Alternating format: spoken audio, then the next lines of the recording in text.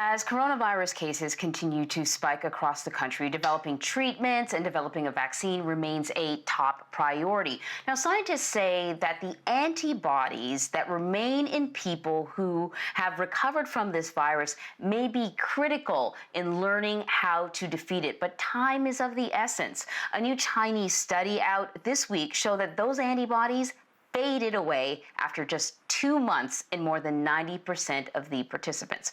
So there's a really short window to take advantage of this, and it became especially significant to one man who contracted the coronavirus and then recovered. And what he really wanted to do was help other people and help them by donating his blood. He recovered and he wanted to help those other people. So I spoke to him. His name is Yuval David, about the moment that he found out that his blood, in fact, was not welcome because of his sexuality.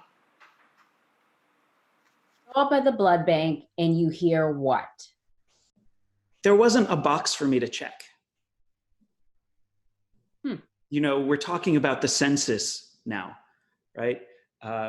Making sure that during the census that everybody is counted for.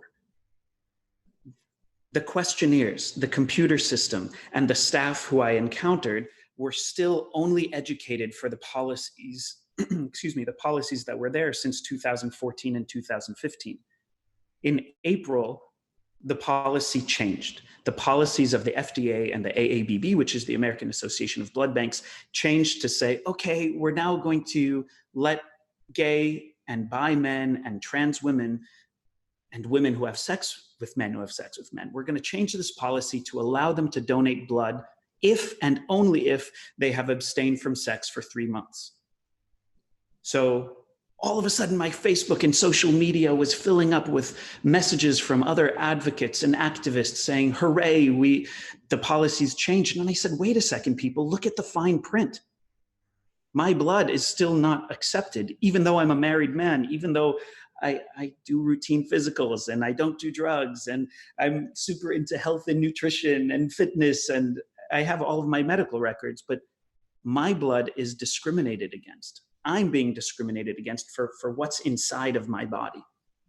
And so as it stood, when you went to go get blood, what you learn is that you can't donate unless you haven't had sex in 3 months, even though you're a healthy married man. And this is not a question that they ask heterosexual men. It's not a question that they ask heterosexual men, but when they have the information that I'm a homosexual man, that I'm a gay man, that's basically when it stops. Mm-hmm. First of all, how can I even prove that I've abstained from sex for 3 months? That's question number one. So I could lie. And I said to the woman who was there, the intake staff person, and her eyes actually teared up. Okay, I wasn't going to argue with her. She was doing her job. And in a hushed tone, she apologized to me. She said, I'm sorry, I can't do anything other than what's in the system. So I spoke to Yuval at length about the discrimination that he felt there at the blood bank and how significant that moment was for him.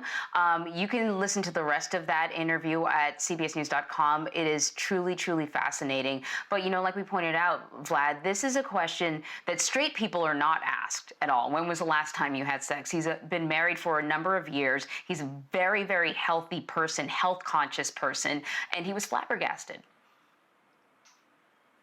It just, once again, is just another reflection of the inequality that exists in this country for many, many people. And it even is reflected in the midst of a pandemic when somebody is clearly trying to do some good. And this is what the result of that is. And, you know, Anne-Marie, as you know, this ban isn't just affecting homosexual men, of course. The FDA put the 3-month limit on transgender women, as well as women who have sex with bisexual men.